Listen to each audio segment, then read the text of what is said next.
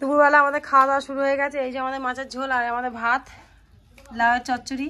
আমাদের পূজা, আমাদের কি বলে পূজা, বোঝা কি পরিবেশন না কি বলে পূজা বলো? পূজা এখন গুনে গুনে আলু দিচ্ছে, ওই জন্য কথা বলতে পারছে না। পূজা শুনে দিতে হবে না। হয়ে গেছে, আমার কাকা পিজি নেয় না, আমার কাকা পিজি নেয় না। আমি সার্ভ করছি এখন। হ্যাঁ আমি সার্ভ করছি।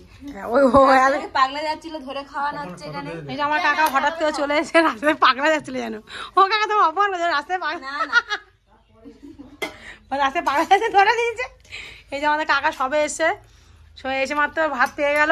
কেন সকাল এইগুলো হলো আমার আইডিয়া, এগুলো হলো আমার আইডিয়া। কেন আমি বলেছিলাম এই রান্না করতে, তাহলে লোকেরা খেয়ে তৃপ্তি পাবে। ঠিক আছে। আর এই যে আমার বাবা একটু মুখ করলো, বাঁধাকপি চচ্চড়ি খাওয়া বলছে, বাঁধাকপি চচ্চড়ি, আবার এদিকে ফুলকপি, দুটোই গ্যাস, ওই জন্য আমি করিনি। আর ওনারা খেয়ে শুয়ে পড়েছে, আমার ছেলেও খেয়ে চলে গেছে ওই বাড়ি। আমি আমার জেঠুর বাড়ি তোমাদের দেখাবো, জেঠুর বাড়িটা। আর এই যে করিনি জানো আবার পূজা রাগ করছে। তো আমরা এখন খেয়ে নিই, খেয়ে নিয়ে তারপর তোমাদের কাছে আসছি। তো টাটা।